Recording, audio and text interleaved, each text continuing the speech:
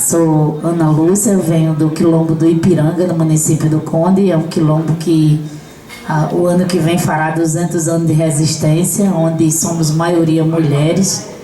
E sempre me inquietou, né, esse tema, mulher e religião. Né? Eu tenho uma neta, quando ela diz que a mulher está saindo da sua loca, tenho uma neta de 5 anos que a gente deixa elas bem livres, né? Se queria se batizar ou não. E ela de repente chegou e disse: eu quero me batizar, eu quero um vestido assim, eu quero. E ela mesma decidiu. E quando chega na hora do batismo, o padre fez lá toda a programação e tal, e quando chamou ela para se batizar, ela disse assim: eu não vou me batizar. O pai tinha falecido, fazia uns 6 meses, e a avó disse que Jesus tinha chamado ele, né?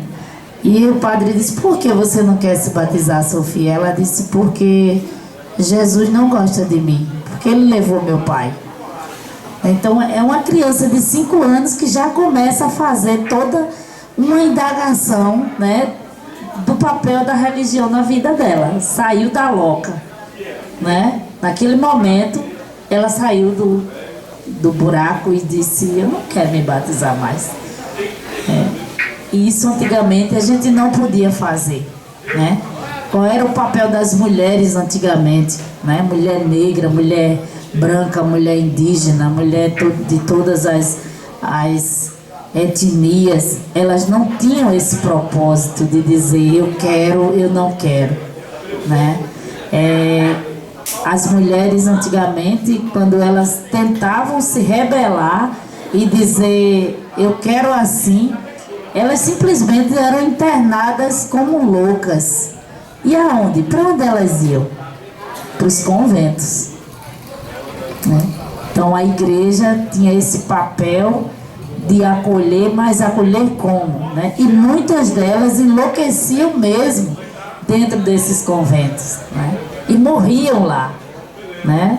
E aí era maquiada o motivo dessa doença, dessa loucura, né? Simplesmente porque elas queriam ou se separar ou não aguentavam mais aquela relação em casa, né? O pai ou a mãe que ia em confronto com eles, porque elas tinham a sua própria independência, a sua própria maneira de pensar e de agir. E a gente vê muito isso hoje, né? Nos nossos quilombos, a gente está recebendo uma carga das pessoas chegando nas mulheres quilombolas. A minha tia é um exemplo disso, que era cantora de coco, né? Cantava divinamente. E quando a minha mãe partiu, eu fiquei assim um pouco tranquila, porque eu disse: tem minha tia Lenira que vai me ajudar nessa cultura, né? E simplesmente ela se viu tão atordoada porque minha mãe partiu, e chegou os evangélicos na porta dela e ela aceitou, né? E aí abandonou a cultura, tudo que ela defendia, tudo que ela falava, né, vivia, hoje ela é contra. Então, o papel dessa religião na vida dessa mulher quilombola, né? Então, a própria confissão, confessar os pecados, né? E você ficar com aquela carga de culpa e aí ter que guardar só para você, né? Podendo falar, podendo botar para fora. Então, eu prefiro dizer que eu não tenho religião. E eu vou para o candomblé, e eu vou para a igreja católica, e eu vou para um culto evangélico, e eu consigo encontrar Deus em todas elas. Porque eu acho que a religião, ela cria guetos, ela divide as pessoas, né? E eu não concordo com esse tipo de prática, né? Essa divisão, o certo é a minha, o certo é a dele, o certo é a dele. Eu acredito em Deus, eu acredito num ser superior, numa força que faz da gente amigos, irmãos e companheiros. Obrigada.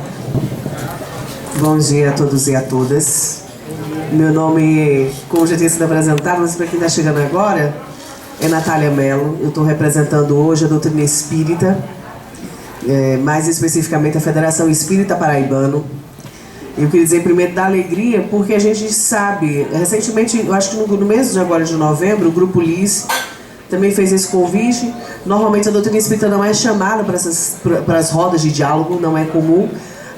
Existe a questão realmente da doutrina espírita enquanto é uma filosofia de vida, e como uma filosofia de vida que tem a crença na imortalidade da alma, da pluralidade da existência. Todo mundo diz que normalmente espírita nem fede nem cheira, então não precisa trazer para os diálogos.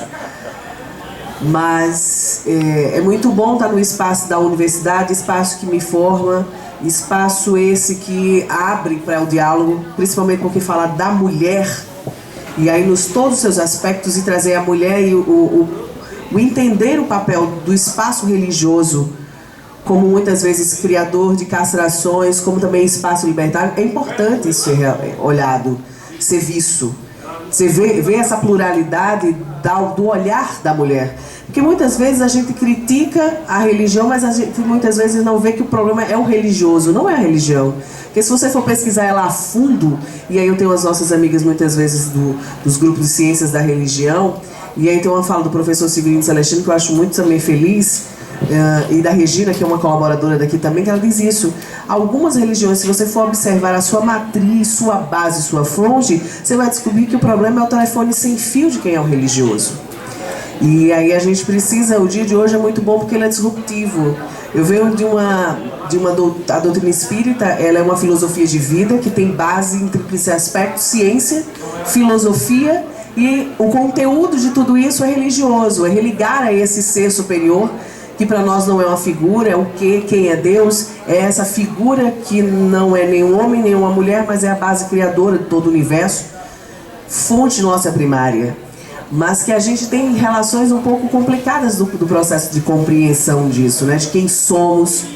Mas aí eu digo que eu sempre estou num espaço um pouco desfavorecido, porque doutrina espírita só é machista, sexista, aquele que de fato está tão atrasado que não pode nem dizer que não entendeu bem a coisa, ou que não, nas bases da doutrina espírita, por espiritismo, o espiritismo traga uma visão como essa, machista, sexista, ou repressor à figura que nesta encarnação traz o gênero feminino, porque não tem nada na base. A doutrina espírita se baseia basicamente na interpretação e entendimento da compreensão da mensagem do Cristo, Sermão da Montanha, o Novo Testamento. Por mais que se pesquise para entender o fenômeno social, o pensamento nosso, a gente tem que ir para as bases, entender que base da evolução do pensamento religioso esse, que é base de várias religiões, inclusive as que não são de origem cristã, que nos norteiam, que faz com que o nosso convívio social tenha uma pluralidade das visões que tenham.